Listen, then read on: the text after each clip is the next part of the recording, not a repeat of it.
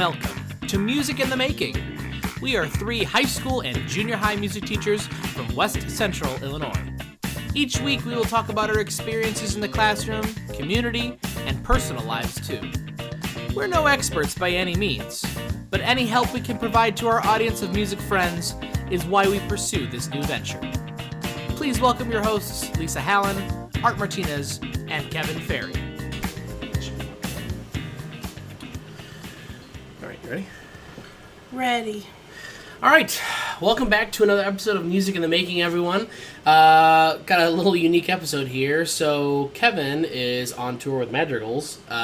Today he's doing his second or third tour with the group. It's really cool. These kids honestly get to travel so much, and it's really good for the community and local area. So they're off all day singing a few selections from the Magical Dinner and for people who couldn't make it to the actual event. And then Lisa's like, I really want to podcast, but I still have a wedding to get ready for. I have all these things to get ready for next week because both Lisa and I will be at the Midwest Clinic. So if you're listening to this and want to come say hi, you should definitely do that. Email us at Music in the Making Podcast. Tell us where you're going to be, and we'll definitely come say hi if you want to catch up. So, but today we have the one and only Dr. Mrs. Martinez with us.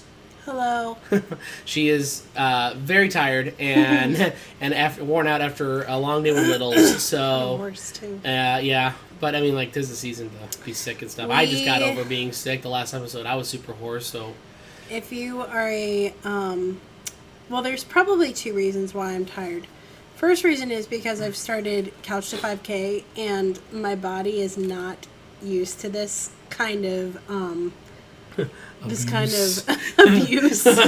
So yeah, I'm feeling it, Mr. Krabs. And so anyway, that's probably reason number 1. But reason number 2, we have been doing our Nutcracker unit and we did parachute movement to a bunch of Nutcracker songs today.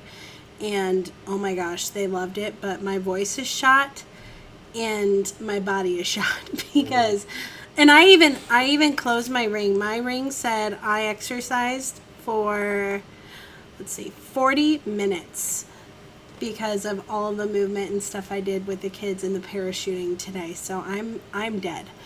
However, she still was happy enough to come in clutch, so it wasn't a solo operation today. I figure that we jump in, and honestly today's topic, I thought we mentioned last time all the concerts that went on. Oh my gosh, last week was crazy.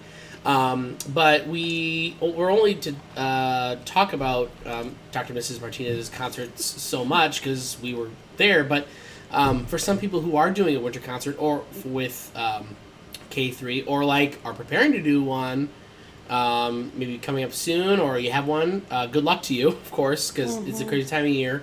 But if you are looking at doing a program like this, we figured we'd take some time to talk a little bit about what, all the ins and outs from the perspective. So let's just start off with, let's talk about your program, the winter program. So what were some of the songs that you did? So our theme, I'm a type of music teacher who likes to have a theme. And so our theme this year was Rockin' Out for Christmas. So we got a lot of our songs from Music K8, which are written mostly by Jennings, I have to say. I can't remember her first name now. Jennings. Can you look that up? Music K8 Jennings. I'm going to give her full creds. Anyway, so we sang for the littles K1, we did Teresa Jennings. Shout out. Anyway, she writes a lot of the songs for Music K8 and they're just amazing. They are really fun. The kids love them. So anyway, for K1 we did Winter Wiggles, the Santa Claus Rock, We Will Jingle, Jingle Bell Rock, and then we sang We Wish You a Merry Christmas. And last year, we just mostly did songs all the way through, and then we were done. This year, I wrote little poems to go in between the songs. So we had a kiddo from each first grade class read. And then for my bigger kids, second and third grade, we did some more Music K8 songs, which are A Nice Nice Christmas, Hip Hop Reindeer, We Will Jingle Again, Rocks for Christmas, which is a Music Play Online track. So if you are subscribed to Music Play Online, you can have access to Rocks for Christmas. Really cute song. Our awesome, very own Paula Helly, shout out. Shout out. Arranged a couple of songs for us this year again. So, yeah. The kids, I have to say the kids, humble brag, did amazing. They just were super confident. They remembered the words. They didn't get off of the music. They just went right through it with the utmost confidence, and they just put on a show, and the parents really loved it this year. So remind us, again, how often are you seeing these kids? I see my primary school kiddos once a week, so that's my second and third grade. I see one batch on Monday and the other batch on Wednesday. I see my K1 kids 3 times a week for 20 minutes on Tuesday, Thursday, and Friday. So the older kids get to see her once a week. Mm-hmm. And when did you start this music? We started mid-October. And, I mean, honestly, they were rock solid. Like, I don't think you could have prepared them any better. Mm-mm. I thought the sound was awesome, the confidence up there, and, like, the energy, too. Mm-hmm. They really fell in love with the music, so that's really great. As I say, it's... And if you work in this field, you know that you have to sell the kids in order for them to be motivated to do the work. And for me, I don't know why. Well, I think I know why, actually. Second and third grade and up, it's easier to sell them on the music because then they get really excited about it and they love it.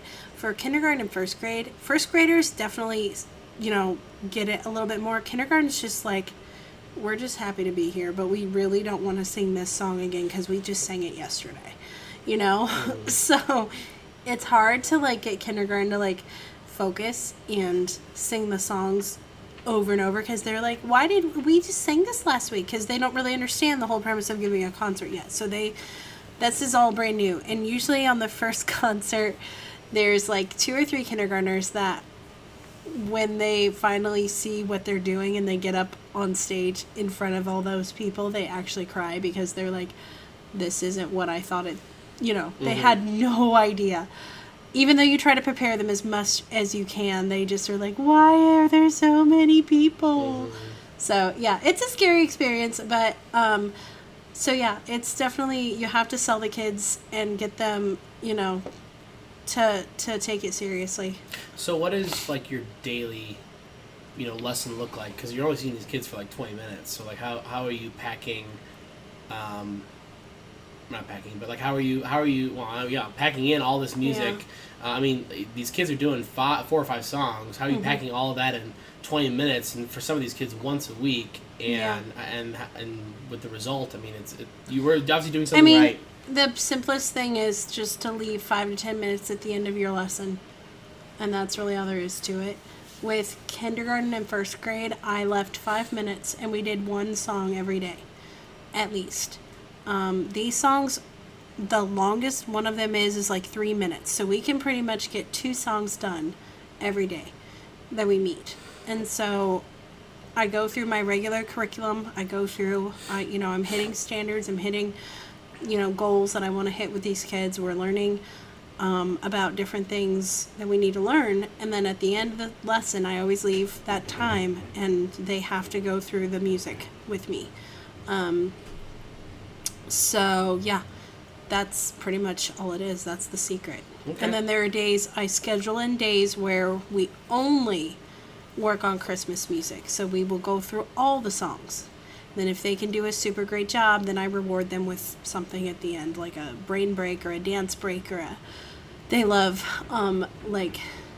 Go Noodle dance videos or freeze dances. So that's kind of a reward for them if they can buckle down and get through 5 songs. So not only are you doing the music for the concert, you're actually able to budget in time for just other stuff too. So it's I mean, that's amazing how you were able to get these kids to focus for that amount of time. Yeah, you know, we just learned about the musical instruments and their names and what family they belong to. So the kids know that, and then they learn their Christmas music. So very good, very good.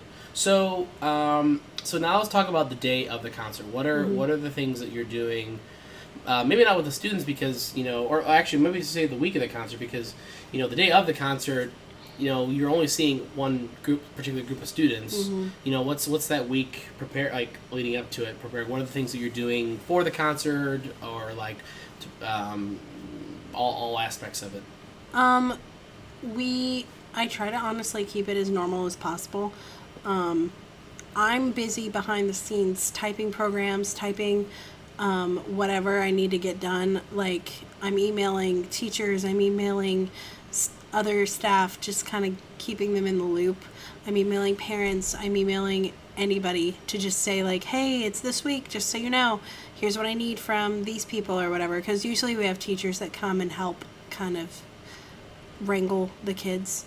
So, anyway, so what I do with the kids is I keep the week pretty much the same. The only thing that's different is there's one practice usually that we do with my primary school kids. They go downstairs to the gym and they sing through all their songs for their teachers and just kind of gives them a dress rehearsal. The littles did not do that this year. We sang through all the songs in our room. I told them what to expect at the concert. Reminded them, their teachers are awesome. So like all my kiddos here were like, I can't wait to see you at the concert at whatever, I don't even remember what, 6:00. Like they remembered what time it was, what they were dressing as, because I always send home half sheets 2 weeks in advance that just say like, here's everything you need to know about our Christmas concert that's coming up in 2 weeks. So anyway, they are well aware, even if they are not well aware of what's going to actually happen. Like they know when to be there, what to dress up as, where to go, all that. So yeah, honestly, I don't change our procedures. We go over everything like we normally would. The day of the concert, I go over all the music with the littles that day. It was a Thursday, so I was with my K1 kids, so we went over everything in every class. I sang every song a total of 14 times that day. So take that and multiply that, whatever 14 times 5 is. I can't mental math right now. A lot. So that's how many songs I sang that day before the concert, and then at the concert we performed it. So, yeah, that's what it was. It's definitely hard to have these kids do a concert as formal as if you can, because it's like they're just so young that it's like they don't understand like formalities of a concert. Like what a call time is. Like you could tell them like what time you need to be there, but then they're doing the answer to 14 times 5 is 70, just in case you were wondering. There you go. Now we know. Shout out to my calculator. Okay. But like when we get to the older grades, for band and choir and whatnot, we talk about call times and like when are you supposed to be there? Blah, blah, blah. Well, these kids like sometimes they can't remember all that. And even at our level, the 7 through 8 or 5 through 8, or 5 through 8, 12. We send emails to parents saying, "Hey, make sure that you're here at this and time." That's something that still happens. Like parents, no doubt, call the school. And I always try to tell secretaries, like, hey, just so you know, we've sent this home multiple times. We've sent it on Skyward. We've sent it via email. We've sent it on a piece of paper. We've sent it, or we've posted it on Facebook. Like, it should be common knowledge, but we still get calls the day of. So it is what it is. We are constantly dealing with stuff like that, but that is okay. Because I really can't complain, because the number of parents that brought their kids that night was incredible. Yeah, I mean, I thought you had excellent attendance, and that was a really cool thing to see. So yeah, I honestly, if it gets you there, I am so excited. So yeah, please don't hesitate to ask questions. I mean, it's just that way where people will miss something, and that's fine. We will answer your question if that is what gets you there. We will answer it till the cows come home. We'll answer it 1,000 times if it means that you can bring your kid. Right, exactly. The concert, at the concert, you actually had two back-to-back, technically. Yeah. So, and the high school gym is like the biggest place in our district to do this concert. So you have all the kids in the bleachers, and then you have all these chairs on the floor, and then you have bleachers on the other side filled with parents. To see these kids. So, like, what are some of the things that's like going through your mind during a concert? Like, what are, like, I mean, of course, there's a lot, but like, what are some of the main things that you're trying to focus on when you're in concert mode?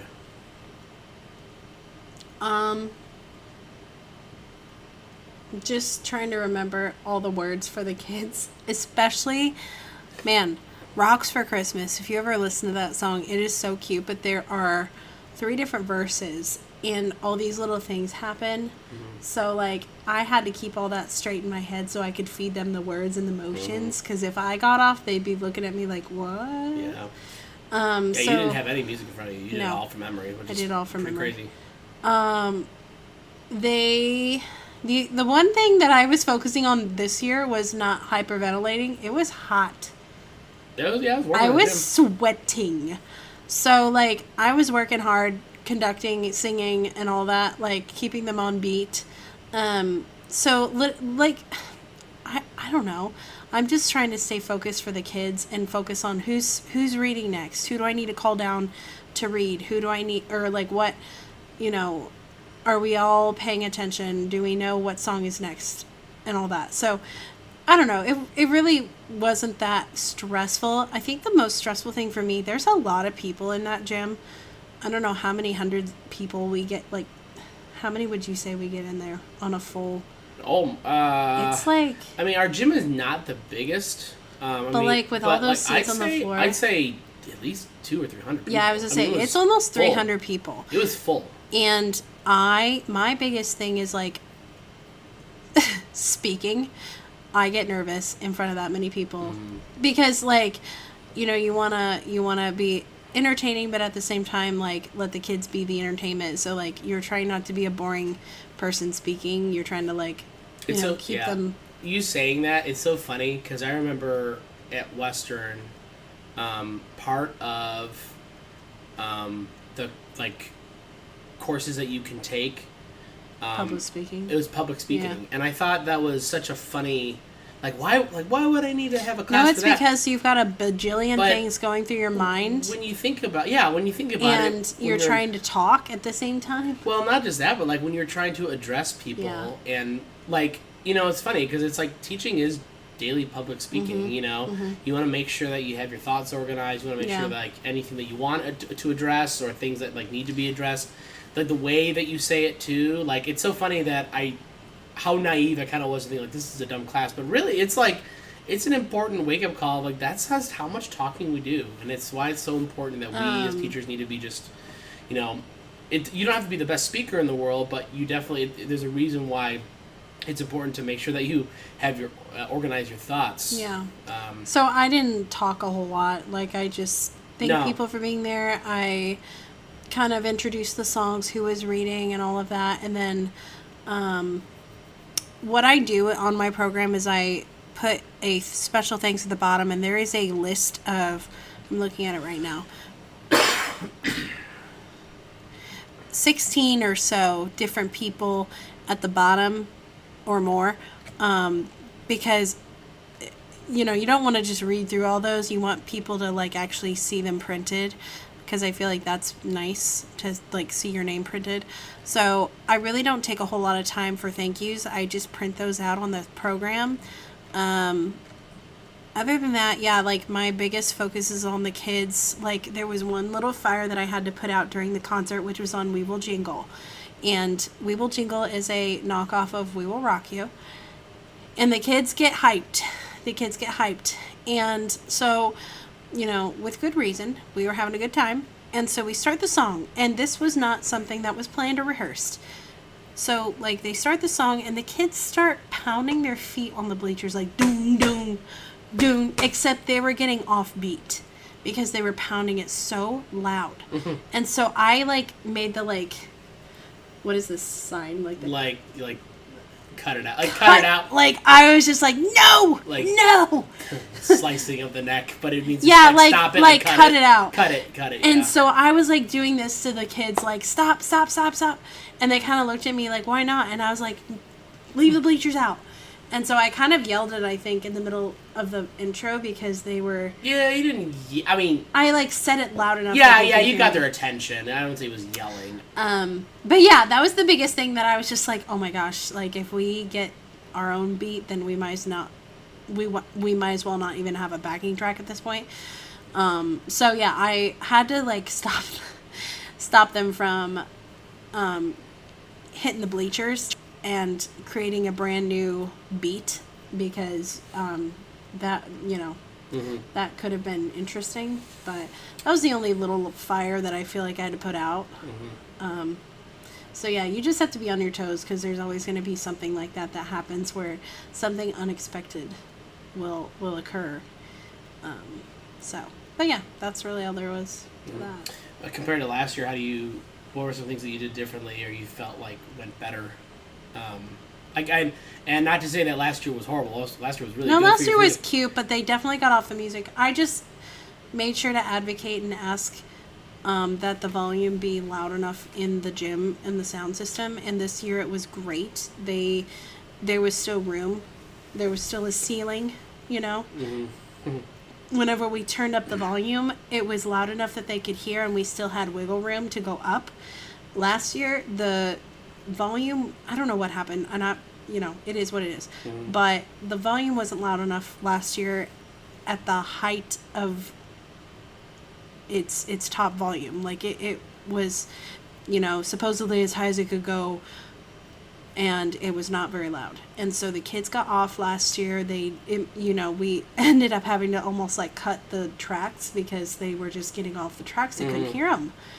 And this year I was like, we worked way too hard for this to happen. So anyway, this year I made sure to ask that the volume range be a bit wider and higher, and they did it for me, and it was awesome. So that was really the biggest thing. Otherwise, trying to think if I challenged my kids this year a lot more to try to sing without the words, like without the backing track.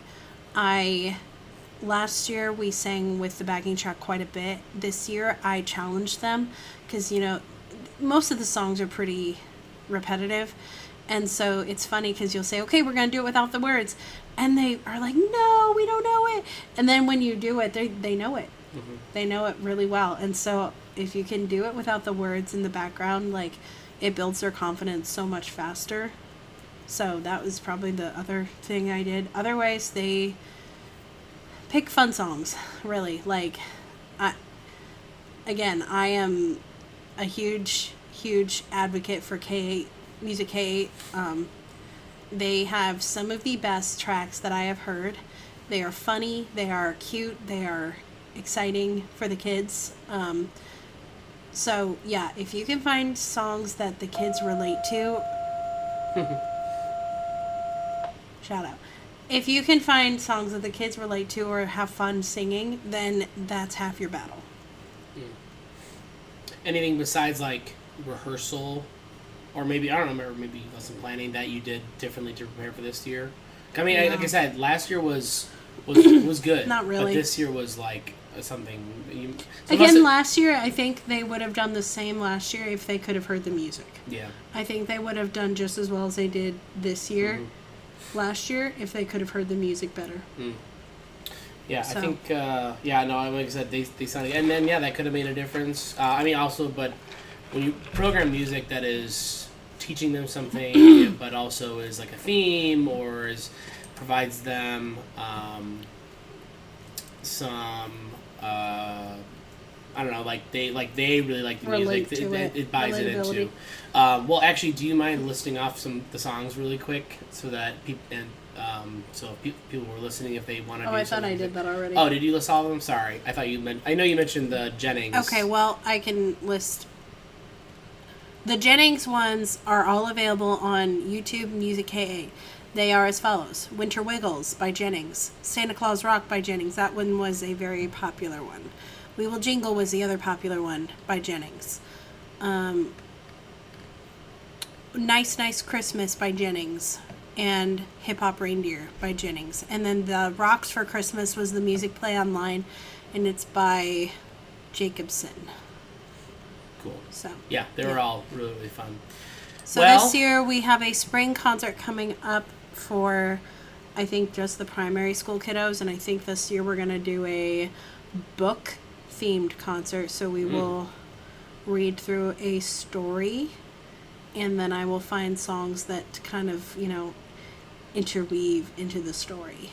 Little tidbit for our parent listeners and educators and admin. So, I think I know which story we're going to do, but I need to do a little bit more research. And yeah, I'm excited for that. Nice. Very good. Well, now that your concert's over, you can take a little breath. Yeah. But in these last few days that we've had, this week particularly, but next week too, before we all go into winter break, what are the things that you've been working on? I've been cramming in the Nutcracker because I don't know what happened this year. Like, I feel like I had more time last year, I guess, but I feel like I'm like cramming it this year. But we've been learning about the Nutcracker and learning about ballet and learning about that kind of art form and the music that Tchaikovsky wrote for the Nutcracker. So today like I said, we had no internet from yesterday afternoon to this morning about I'm going to say it was almost 11:30. I texted you it was mid-morning, late. And you're like, still don't have internet. I'm like, okay. Yeah. So, actually, the internet is housed in my room, so there were lots of people coming in and out. So, it was a mess. Anyway, they got it done. Shout out to you guys. Anyway, there was no internet, so my plan was to have the kids do... Yesterday, we did scarves with some of the Nutcracker pieces, and then today I was like, oh, let's do my parachute. Well, again, no music, so thank goodness the office had a Bluetooth speaker, and I created a little playlist and I hooked it up to the Bluetooth speaker, my phone, to the Bluetooth speaker, and then we did 3 songs from the Nutcracker with parachute. And I had seen some movements from like TikTok and YouTube, and I kind of just loosely based my artistic choices and movement from those. But basically, like, the kids did dancing while doing the parachute, and so it was super cute. Like, it was so funny. It was so funny, actually, because the tech guys that were in here, literally, like, I had one class leave, and they were like, "Can we join your class? Your class is fun." And I was like, "Oh, thank you." So, anyway, the other game that I did with first grade, I did that with kinder, and then first grade did Write the Room. They love Write the Room, and you can probably see there's Nutcracker rhythms around the room. We'll take and pictures so and put on your on the IG and the Facebook. And anyway, it's a little. Oh my gosh! I said another bell. I was gonna try to sing a third. Anyway, it's a scavenger hunt, so they have little dry erase markers and pockets that it's kind of a race, so they have to find all 10 rhythms, write them down. They're working on their ta, and when they get them all done, they get a little star sticker, and it makes their entire day. So yeah, they were so good today. Like, the kids I put on Nutcracker music, and it was so quiet. They were all just working very intensely on their little rhythms. Every class. I don't know why. For a Friday, it's pretty good. I know. And even some of the teachers that walked by were like, "Dang, like, what are you guys doing?" I was like, "We're doing Write the Room," and the kids are actually, like, really eating it up today. Yeah. It was cute. So we read the story. Actually, if you got, real quick, other shout out to my primary school and elementary teachers. If you do not have the story orchestra books, please get them. My kids love these books. They are little musical books, and there's little music note sounds on each page. Let me play one. Oh, that's cool. And so what I do, and it tells the story of the Nutcracker. And at the very end, it tells you about Tchaikovsky, tells you about all the words in there, and then it gives you all the little sounds. Anyway, so every page has a new sound. And what I do is if they are sitting listening to the story of the Nutcracker, they get to come up and they get to press the new button. And then the next page, they get to come up and press the new button. So they stinking loved this. They had the best time. So, yeah.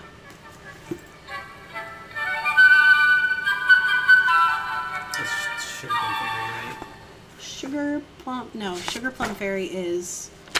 Oh, yeah. And this was the one when they heard it, they were like, oh, we know that one. It's so amazing. Like, this is a little off topic, but like, I guess the Nutcracker is like a Christmas story. It is a Christmas story. It's a ballet. And But like, I minus the Nutcracker though, the other characters are really it really isn't like about Christmas. It's like it takes place during Christmas. Yeah, exactly. It takes place during Christmas. It is the one would say it might be the Die Hard of Christmas stories because it takes place during Christmas, therefore it is a Christmas story. But I think it's so interesting that a story that is during Christmas, not necessarily about, but during Christmas, is so heavily associated with all things Christmas. Because like if you think about it, if you don't even realize the Nutcracker, you're like, I don't think I've ever heard that.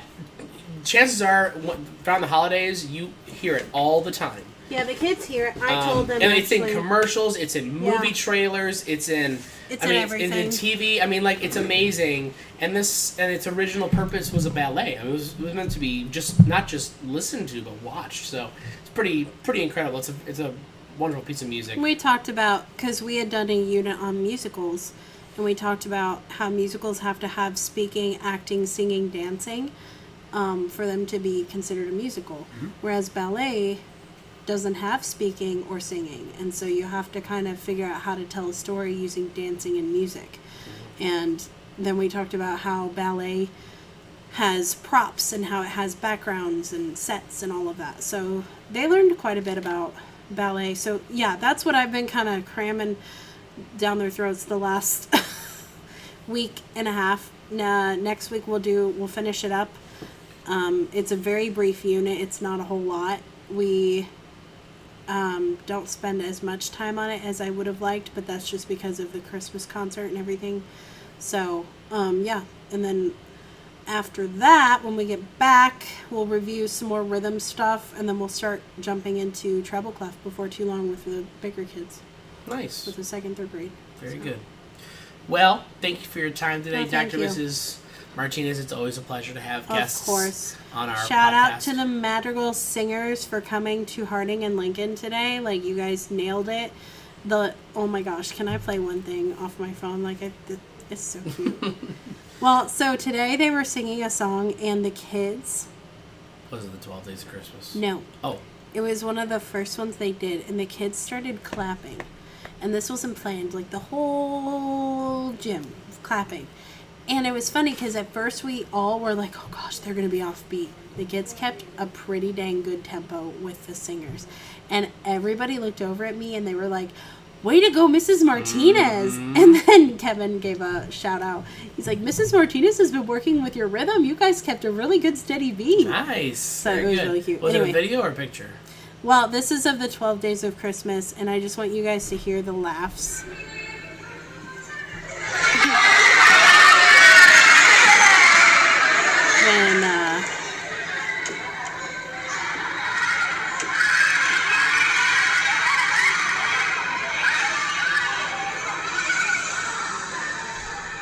When Rowan would jump into Pilger's arms. Every time. You can't hear any of the singing. I'm so sorry. It's okay. We'll post the video on our page so people can watch it. Like, even on mine, you can't even hear the kids, or you can't even hear the afterwards? Singing. Yeah. Because the kids were dying laughing. Oh, yeah. Well, it's funny. Oh, it's a good cute. time. It's Last a good time. year, they didn't bring, I noticed this year we didn't bring Easter eggs because last year when they brought the Easter eggs during the laying, what is that? 6 geese are laying. Yeah, wow. I need to go home. 6 geese a laying. Last year, one of the kids started chucking the eggs, and they started grabbing them and trying to keep them. Oh. The kids started grabbing them, trying to keep them. So this year, they nixed the eggs. Mm-hmm. So yeah, that's funny. Anyway, but no, that was awesome. Shout out to you guys. The kids loved it. They had a great time. Thank you for allowing them to experience a concert. They were so excited. All of them were asking me, is this a concert? Do we get to see a concert? Mm-hmm. And it's such a big deal for them to sit still and listen to music. So thank you. That's great exposure for them. Yeah, absolutely. Yeah, and it just shows where the kids are going to go in only a matter of a few years. So well, thank you again, Dr. Miss, for your time. So that concludes another episode. Remember, you can always contact us at musicinthemakingpodcast@gmail.com. We always love questions and or tidbits that you liked about the episode, or if you have recommendations of what we should talk about next. This podcast isn't just about what we want to talk about. We want to talk about things that you are interested in. If you have someone who works in a school and wants advice on just about anything, putting together a concert. Yeah, putting together. Yeah, I mean, there's really no topic that is classroom management. Yeah, or anything. Literally, there really anything. isn't a topic that we really won't talk about because, granted, our opinion is just one of many. But if you want to kind of just hear it from us, our experiences, or maybe we haven't experienced something, but we want to experience, have that thought process with you. Please feel free to reach out, and spread the word about our podcast too. We want to reach as many people as possible so that we are helping. To help other teachers and music students is kind of really the whole reason that we wanted to start this podcast. And through our eyes and through our students is just one of many ways to do it. But always reach out, and we're also on Facebook and Instagram. We'll definitely make a post about this episode with some tidbits about this episode, so definitely keep an eye out for that. We have merch now. If you did not see, we have merch now. We have hoodies, long sleeve t-shirts, and this is just the start. We definitely want to expand eventually, but we want to first and foremost thank you guys for who are listening, but we now also want you to rep the official Music in the Making podcast merch. We have posted it on our IG and Facebook, an order form. You will pay through Venmo, so what you do is you put your name, the size, and style, and then pay the Venmo at Music in the Making podcast. We are going to wait one more week before putting in our first order. We have quite a few shirts already, which is awesome, so thank you to all the people that bought already. But if you haven't gotten your shirt, feel free to order, and then we will start to ship those out pretty soon, or if you are local, we'll obviously get that to you a lot faster. But the prices are next to the shirts. If you have extra sizes, or like 2XL and above, there's a couple extra dollars just for extra cloth that takes to make the shirt. But besides that, whichever size you want, get it for a Christmas gift, get it for yourself, and wear it proudly. And if someone says, "Hey, what is that?"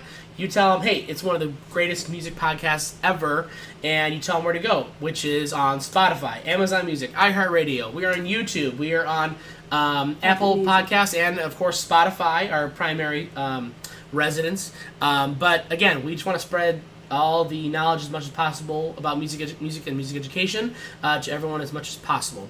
We are going to be off air for a few weeks because we are going on to winter break starting next week. So you will not hear from us. So please, still free to reach out. We can't wait to start back up when we get back from winter break starting the new year. And it's going to be solo ensemble season, and oh my gosh, so much is going to be happening with all of that. So, and believe it or not, I was thinking about this today. We started this podcast last March. So we're going to be already approaching 1 year within the next few months, which is crazy. So thank you guys again for another awesome episode. Reach out anytime. And that being said, grrr. girl. Bye.